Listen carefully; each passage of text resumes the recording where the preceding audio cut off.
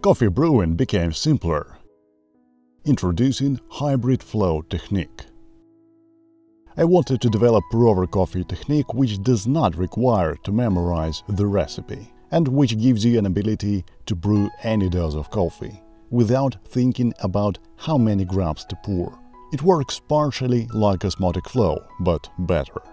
Because here you can use any filters. It is designed for light roast coffee.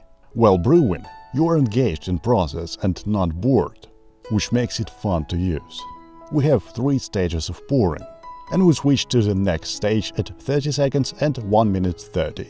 First is bloom. We wetting the coffee and ideally shaping the dome. From 30 seconds we draw a circle. Pours can be sloppy, just keep the dome breathe. And from 1 minute 30 seconds we doing the spiral. And then pouring in the center with pretty fast flow rate, to just add the water to the total amount.